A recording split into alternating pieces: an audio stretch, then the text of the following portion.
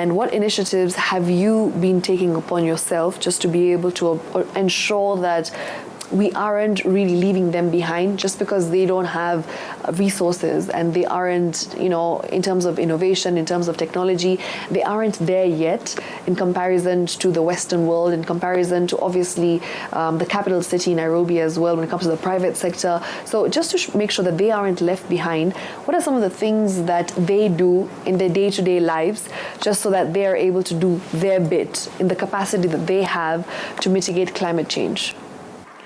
Different populations react differently. Yeah. And we did a section of Kibera, and we had, within just a small section, we had very varied opinion when it comes to response. So one thing that I would point out is communities appreciate when they take part in the initiatives themselves, and when you build on the ways in which they are already coping rather than reinventing the wheel.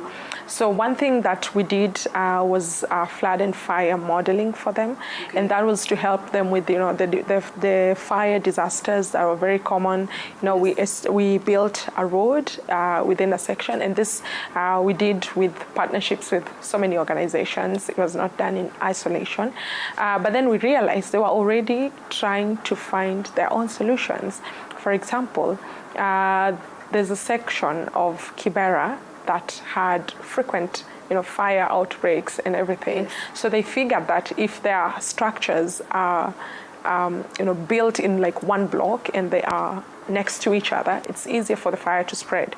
So what then they did was they tried to do a little bit of spacing and let the spaces be paths. What the threat is, it's really, we are fighting for our life. It's a matter of life and death, to put it in plain layman's language. Don't think of climate change as a big buzzword, but it's the little things. When you start struggling to produce your food in a place that was previously productive, and you try to interrogate and you find out it's human activities that are actually causing whatever it is that is happening. It is, me sitting here and Nairobi is hotter than it used to be. That should ring a bell. It is that woman in Turkana or that woman in Mandera who's not able to access school because the roads are impassable. We had the floods, and Garissa County was almost divided into two. It is those simple things that we interact with every day that is actually climate change. So for me, it's a matter of life and death, and the beauty is we can always do something within our capacity.